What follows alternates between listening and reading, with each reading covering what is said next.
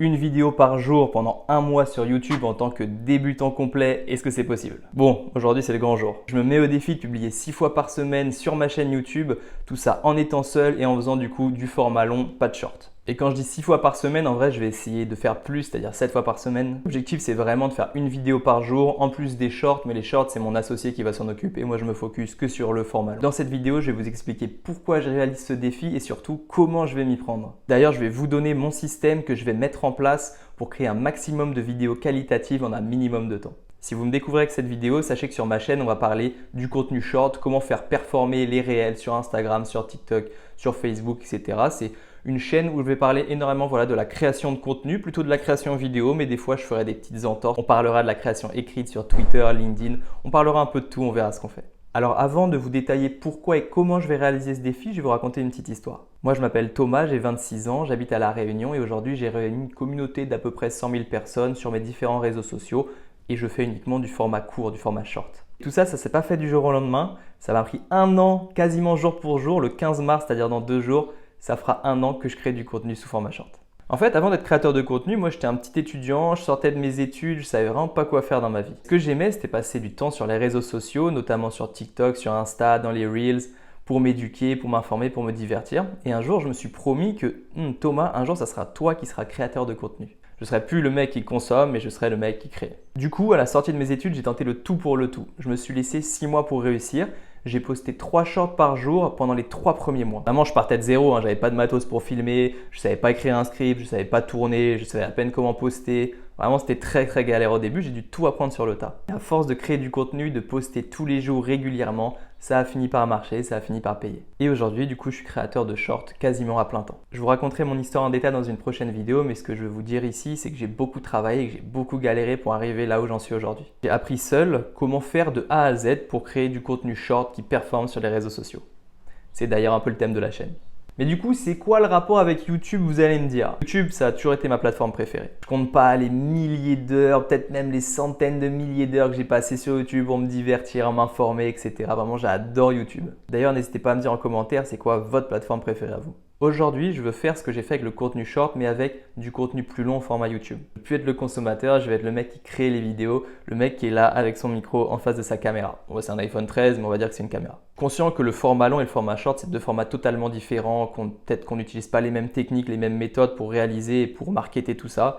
Mais moi, je veux vraiment tester les méthodes que j'ai apprises avec la création de contenu short et du coup, les appliquer aux vidéos YouTube, au format long, pour voir si ça marche. Et là, je vous vois venir et je pense que vous allez me dire deux choses. Soit vous allez me dire que non, Thomas, c'est trop de travail, tu tiendras jamais sur la longueur, en plus ça se trouve, ça va te rapporter des cacahuètes. C'est vrai. Mais à ça, je vous répondrai qu'avec un peu de discipline et un processus de création en béton, on peut vraiment aller loin dans la création de contenu. Ou alors vous me direz que mes vidéos seront de mauvaise qualité vu le nombre que je veux en faire. Ça c'est vrai aussi. En plus, je suis pas très fort en montage, mais je vais vous raconter une petite histoire. En 2001, David Bale et Ted Orland ont écrit un livre, Art and Fear. Dans ce livre, ils décrivent une expérience qu'a réalisée une professeure d'art aux États-Unis. Elle a divisé sa classe en 50 étudiants, donc 25 étudiants d'un côté, 25 étudiants de l'autre, disons groupe A et groupe B. Elle a demandé au groupe A de réaliser un pot en terre cuite le plus qualitatif possible. Au groupe B, elle leur a donné 25 kg d'argile et elle leur a dit « vous faites un maximum de pots en terre cuite le plus que vous pouvez ». Les étudiants, ils étaient chauds, ils ont accepté le défi. Ils ont travaillé à fond et voilà les résultats de l'expérience. De prime abord, on pourrait se dire que c'est forcément le groupe A qui a réalisé le pot le plus qualitatif puisque c'est eux qui avaient cette mission de vraiment faire quelque chose de beau, un truc vraiment réussi. Que du coup, forcément, le groupe B, vu qu'ils en faisaient plein, ils allaient forcément faire de la merde entre guillemets. Ils ont disposé les pots devant la professeure et la professeure, forcément, devait trouver le pot du groupe A qui était le plus qualitatif. Et quand elle a analysé tous les pots, elle s'est rendue compte que c'était un des pots du groupe B qui était le plus qualitatif. Et pourquoi du coup? En fait, le groupe B, ils ont tellement fait de pots qu'ils se sont améliorés de réalisation en réalisation jusqu'à créer le pot en terre cuite parfait. Si on applique ça aux vidéos YouTube, ce qu'il faut retenir, c'est que la quantité amène la qualité. Faire des vidéos tous les jours, ça va me forcer à être un petit peu meilleur en script, en montage, en diffusion, en miniature, etc. Moi, je suis convaincu que si je fais beaucoup de vidéos dans lesquelles j'apporte un maximum de valeur, ça finira par payer. Mais le plus dur, c'est de tenir le rythme. Qui nous amène au deuxième point, comment est-ce que je vais créer autant de vidéos? D'abord, il faut que vous sachiez que j'ai deux activités. Celle de créateur de contenu qui me prend à peu près 4 heures par jour et une autre activité dans le digital qui me prend à peu près 2 heures par jour. Perso, vu mon niveau de débutant en création de format long, je pense prendre entre 3 et 4 heures par jour pour créer la dite vidéo YouTube. et je vous explique comment je vais m'y prendre. Déjà, pour ce qui est des idées de vidéos, j'ai créé un système pour mes contenus shorts où j'ai des idées en illimité. D'ailleurs, je détaille ça dans un guide gratuit qui est disponible dans la description de la vidéo. Pour la faire courte, pour avoir plein d'idées de vidéos, j'ai 4 méthodes. Première méthode, c'est prendre des notes constamment. Dès que vous avez une idée, vous la mettez sur papier ou dans vos notes. Ensuite, ça va être m'inspirer de gros créateurs de ma niche. Évidemment sans plagier, l'inspiration, ça n'a jamais fait de mal à personne. Ensuite, j'utilise ChatGPT 4 pour m'aider à brainstormer, pour structurer mes idées, etc. Et enfin, demander à ma communauté quelle thématique pourrait les intéresser. Et je vous promets qu'avec ces 4 manières, vous ne serez jamais à court d'idées de vidéos. Donc, comment je compte faire? Le dimanche soir, je vais choisir les 7 thèmes de la semaine, les 7 idées de vidéos. Ensuite, c'est extrêmement simple. Le matin, je me réveille à 7h30, petit-déj, hop, et à 8h, on démarre. 1 heure d'écriture de script de la vidéo.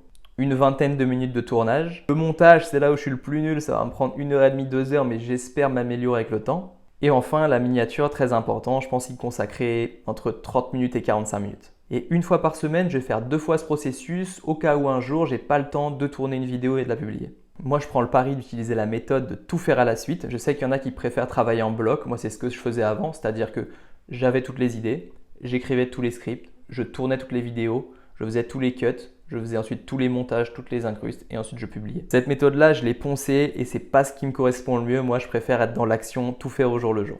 Je sais que ça va être des grosses journées de travail, mais quand on est créateur, quand on est entrepreneur, on n'a rien sans rien, comme dirait un grand poète du 21e siècle, Jules. Pour moi, ce défi il va me permettre plusieurs choses. Je veux expérimenter les techniques qui me permettent de créer des shorts qui marchent quasiment à tous les coups. Et en fait, j'aimerais bien voir si on les applique à YouTube au format long, si ça marche ou si ça floppe. Ensuite, j'ai vraiment envie de m'améliorer en montage, en création de miniatures et en rédaction de scripts. Et surtout parce que c'est un défi personnel, je m'engage devant vous à le faire, ça va m'aider à le tenir parce que j'ai toujours eu envie de devenir youtubeur. Si vous voulez me suivre dans ce défi, n'hésitez pas à liker la vidéo, à donner votre avis en commentaire, à vous abonner, ça fait toujours plaisir. Sur ce, je vous dis à demain ou pas.